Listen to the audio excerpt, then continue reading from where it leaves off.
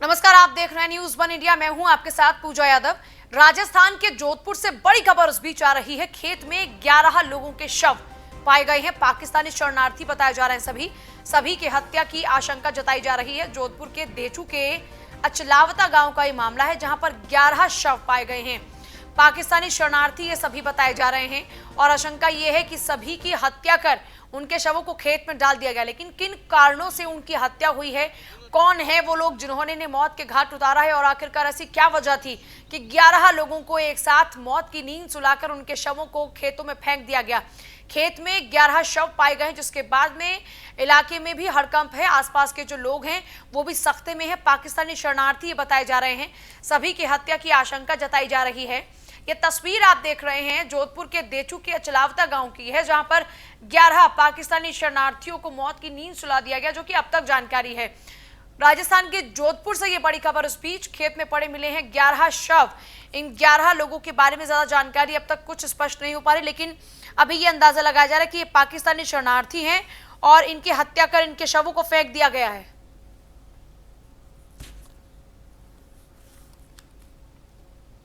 जोधपुर के देचू का ये पूरा मामला। राजस्थान के जोधपुर से ये बड़ी खबर आपको बता रहे हैं, जहां पर 11 शव बरामद हुए हैं।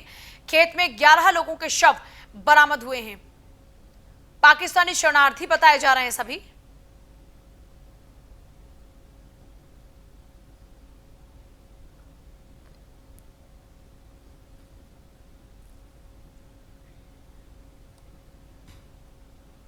और खबर दिल्ली से है। रक्षा मंत्रालय का बड़ा फैसला। आत्मनिर्भर भारत पहल को आगे बढ़ाने को तैयार है। 101 रक्षा उपकरणों के आयात पर रोक लगा दी गई है। देश में ही अब ये सभी उपकरण बनकर तैयार होंगे। रक्षा मंत्रालय आत्मनिर्भर भारत पहल की ओर ये पहला कदम उठा चुका है। 101 रक्षा उपकरणों के आयात पर रोक लगाने का ऐलान किया। अब इनका भी मैन्युफैक्चर भारत में होगा। रक्षा मंत्रालय का ये बड़ा फैसला है। वोकल फॉर लोकल की जिस मुहिम को बढ़ावा दिया जा रहा है, उसी के तहत 101 रक्षा उपकरणों के आयात पर भी रोक लगाने का ऐलान सरकार की ओर से किया गया है। अब ये तमाम उपकरण देश में ही बनेंगे, यानी इनकी मैन्युफैक्चरिंग अब देश में ही होगी। आत्मनिर्भर भारत, दरअसल इसी अभी पहल को प्रमोट किया जा रहा है। वोकल फॉर लोकल, आत्मनिर्भर भारत, यानी सेल्फ इंडिपेंडेंट होना बहुत इंपॉर्टेंट है। और अब भारत की सुरक्षा के लिए भी जो अब तक हम आयात किया करते थे, उसमें भी अब एक कदम बढ़ाया जा रहा है स्वदेशी की ओर। रक्षा मंत्रालय का यह बड़ा फैसला है। रक्षा मंत्रालय ने आत्मनिर्भर भारत पहल को आगे बढ़ाने को लेकर तैयारी कर ली है। 101 रक्षा उपकरणों के आयात पर रोक लगाने का ऐलान किया है राजनाथ सिंह ने।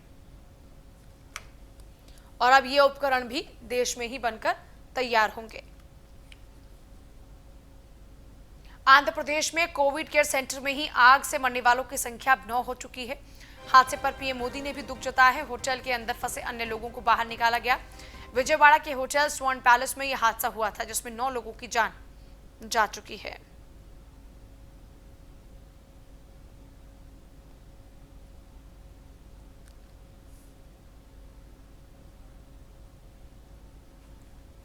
खबर प्रतापगढ़ से है, जहां पर गर्भवती महिला को आग के हवाले कर दिया गया। दहेज के लोभियों ने महिला पर मिट्टी का तेल छिड़ककर उसे आग के हवाले कर दिया। गंभीर हालत में महिला जिला अस्पताल में भर्ती कराई गई। पीड़िता के पिता ने ससुराल पक्ष पर आरोप लगाए हैं। दहेज में सोने की चेन और गाड़ी की मांग पूरी न होने पर उनकी बेटी को आग के हवाले कर दिया गया। जेठवाड़ा थाना इलाके के महराजगंज की यह घटना है।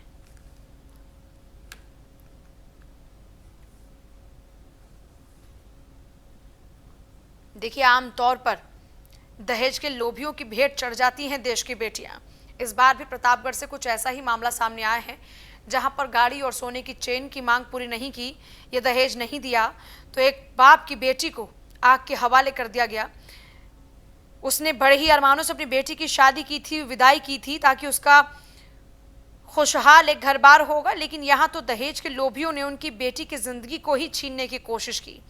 बेटी जिंदगी और मौत की इस वक्त जंग लड़ रही है अस्पताल में। जिला अस्पताल में उसका इलाज चल रहा है। प्रतापगढ़ का ये पूरा वाकया है। और सबसे अहम बात ये कि वो खुद महिला गर्भवती थी, यानी उसी शख्स का खुद का बच्चा भी उसकी कोख में था, लेकिन इस सबसे इतर उसे आग के हवाले कर दिया गया। गर्भवती महिला को आग के हवाले कर दिया गया।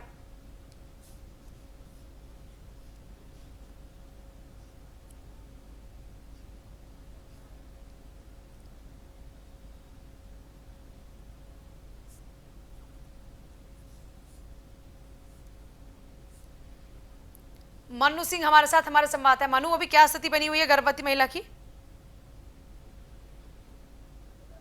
मनु, अभी क्या स्थिति बनी हुई है और क्या कुछ एक्शन लिया है पुलिस ने अब तक इस पूरे मामले में? इस पूरे मामले में हम आपको बता दें कि जहाँ जितवारा के महाराज इनका मामला, जहाँ दहेज लोबार्थियों ने गर्भवती महिला को मट्टी तेल डाल कर छिड़क कर आग लगा दिया, जहाँ पीड़ित महिला के पिता ने आरोप लगाया पटवार वालों पर कि दहेज न देने की वजह से महिला के ऊपर पेट्रोल डालकर आग लगा दिया है। जहाँ पुलिस प्रशासन ने मौके पर पहुंचकर मुकदमा दर्ज करते हुए महिला को जिला अस्पताल में भर्ती किया, जहाँ इलाज चल रहा है। अभी तक किसी गिरफ्तारी नहीं हो पाई है। क्या कुछ कारण दे रही है पुलिस इस मामले पर? पुलिस लगातार प्रतापगढ़ फेल हो चुके हैं, जहाँ दबंगों के आगे पुलिस प्रशासन लगातार नतमस्तक हो चुके हैं, जहाँ अभी तक उसकी गिरफ्तारी नहीं हो चुकी। जहाँ तक 24 घंटे बीतने वाले हैं, वहीं प्रतापगढ़ पुलिस लगातार दबंगों के पीछे नतमस्तक है। चलिए, शुक्रिया आपका। दबंगों के सामने पुलिस नतमस्तक है, इसीलिए हिम्मत हो जाती है।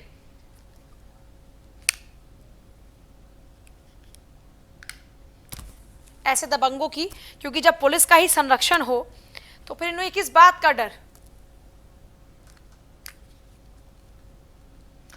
और वहीं गोंडा का जिला अस्पताल मवेशियों का अड्डा बन चुका है। जिला अस्पताल में अव्यवस्थाओं की भरमार है। अस्पताल में मरीज और छुट्टा जानवरों से इतना ज्यादा परेशान हो चुके हैं मरीज। अस्पताल में आराम से आवारा जानवर घूमते नजर आते हैं। अस्पताल के वार्ड में ये आवारा सांड आप देखेंगे। आवारा सांड को लेकर मरीजों में दहशत है। शिकायत के बावजूद स्वास्थ्य महकमा इस ओर कोई ध्यान नहीं देता। सोशल मीडिया पर आवारा सांड का ये वीडियो अब खूब वायरल हो रहा है। यह गोंडा की तस्वीर है, जहां पर आप देखेंगे आवारा सांड किस तरीके से छुट्टे में अस्पताल में घूम रहा है। और यहां पर मरीजों के लिए कुछ इंतजामात है नहीं, लेकिन आप देखिए किस तरीके से यह अस्पताल मवेशियों का अड्डा बन चुका है, जहां पर अस्पताल प्रशासन भी इस ओर कोई ध्यान देने को तैयार नहीं है।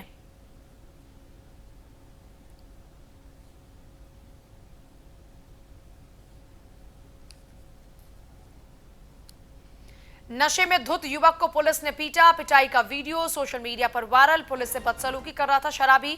पुलिस ने डंडों से कर दी शराबी की पिटाई।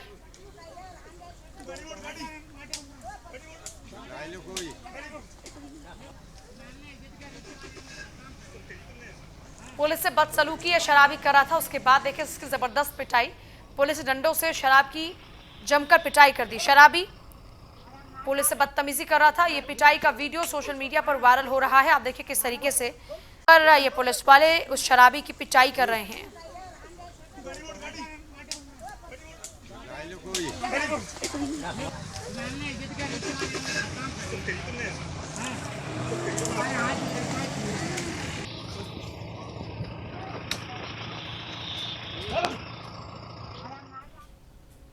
और एनकाउंटर में ढेर हुआ इनामी बदमाश मुख्तार अंसारी और मुन्ना बजरंगी का करीबी राकेश पांडे ढेर हुआ। यूपी एसटीएफ ने 1 लाख के इनामी राकेश पांडे को मार गिराया। लखनऊ के सरोजनी नगर में इनामी बदमाश का एनकाउंटर। मुन्ना बजरंगी की हत्या के बाद मुख्तार अंसारी गैंग का यह बड़ा शूटर बना था राकेश। मऊ के कोपागंज का रहने वाला राकेश पांडे कई वारदातों में संलिप्त था।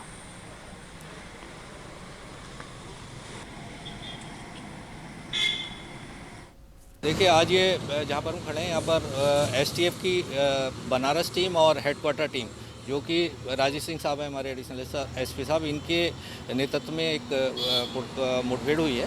और सूचना मिल रही थी बनारस एसटीएफ की बनारस यूनिट को कि इस बदमाश की, और यहाँ की टीम और बनारस की टीम दोनों इसे चेज कर रही थी। यहाँ पर आकर ये पेड़ से गाड़ी इनकी टकराई है, जहाँ आप देख रहे हैं।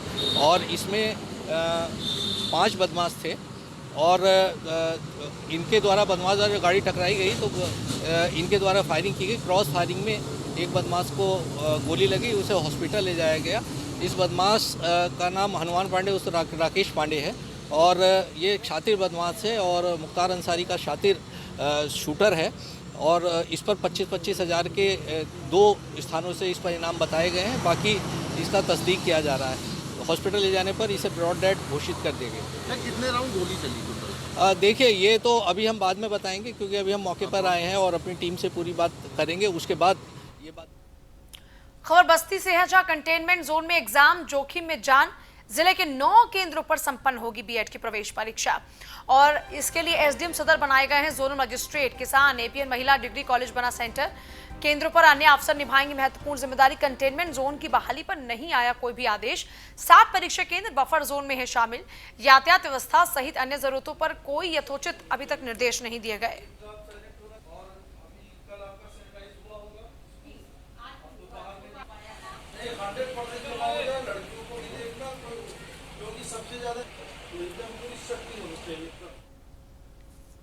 बसपा सुप्रीमो मायावती ने सपा पर बोला हमला। सपा अपना जनाधार खो चुकी है, राजनीतिक स्वार्थ के लिए काम कर रही है सपा ने अपनी सरकार में प्रतिमाएं क्यों नहीं लगवाई?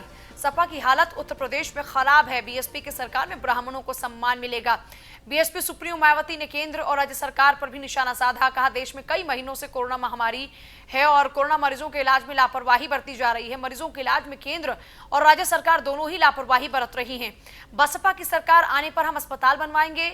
सभी धर्मों के संतों महापुरुषों के नाम पर हम अस्पताल बनवाएंगे। देखिए, ब्राह्मण कार्ड किस तरीके से चला जा रहा है। एक तरफ राम मंदिर का मुद्दा जो कि अब सुलझ चुका है, जिसके बाद राम मंदिर के भूमि पूजन होने के बाद समाजवादी पार्टी ने परशुराम कार्ड चला। अब वहीं मायावती को ये बिल्कुल भी नागवार गुजर रहा है। यही वजह है कि अब मायावती ने सीधे तौर पर समाजवादी पार्टी पर निशाना साधते हुए कहा कि सम्मान तो सिर्फ बसपा में ही ब्राह्मणों को मिला है। देखिए, ब्राह्मणों को लुभाने का जो सिलसिला है वो शुरू हो चुका है और ब्राह्मणों पर ही ये अपना जो प्यार है न्यौछावर कर इससे पहले मायावती सत्ता पर काबिज हो चुकी हैं।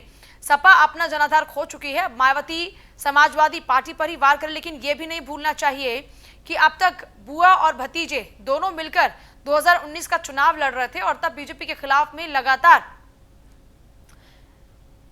निशाने साधे जा रहे थे, चुनाव प्रचार किया जा रहा था। लेकिन 2019 में आए नतीजों के बाद में बसपा ने समाजवादी पार्टी से खुद को बिल्कुल अलग कर लिया। यहां तक कि डिंपल यादव ने मंच पर खड़े होकर मायावती के पैर तक छुए थे।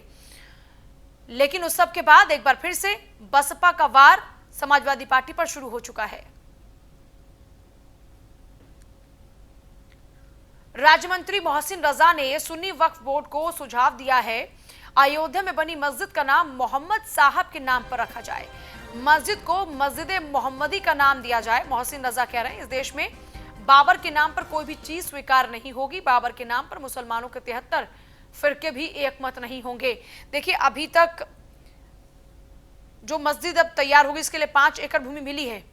क्या उसका नाम बाबरी मस्जिद होगा? इसको लेकर बहुत ज्यादा कॉन्ट्राडिक्शन है और अब मोहसिन रजा भी सलाह दे रहे हैं कि बाबर के नाम पर इस देश में कुछ भी नहीं होना चाहिए। देखिए, अयोध्या में मस्जिद निर्माण को लेकर जो आपने सवाल किया है, क्योंकि हम तो सरकार जमीन दे चुकी है सुन्नी वक्फ बोर्ड को माननीय सर्वोच्च न्यायालय के आदेशानुसार। लेकिन हम ये बात जरूर कहना चाहते हैं कि हमारे अयोध्या ही नहीं पूरे देश में कहीं पर भी हम बाबर के नाम पर कोई भी चीज स्वीकार नहीं करेंगे। और हम तो सुझाव देना चाहेंगे कि जिस तरह से हमारे देश में अयोध्या में प्रभु श्री राम का मंदिर बन रहा है, जिस तरह से हमारे प्रभु श्री राम को मर्यादा पुरुषोत्तम राम भी कहा जाता है, इस तरह से मुस्लिम समाज में मोहम्मद साहब की बहुत मान्यता है। सब उनका कलमा पढ़ते हैं और उन्हें तमाम सर्वधर्म के लोग मानते हैं, मानवता के लिए जाने जाते हैं, इंसानियत के लिए वो जाने जाते हैं। तो हम तो सुझाव देंगे कि सुन्नी वक्फ बोर्ड मस्जिद का नाम मस्जिद मोहम्मदी रखे, जिससे एक बहुत बड़ा संदेश देश में ही नहीं पूरी दुनिया में निकल कर जाएगा और सभी लोग उसको स्वीकार करेंगे। चलिए, फिलहाल आपसे इजाजत, नमस्कार।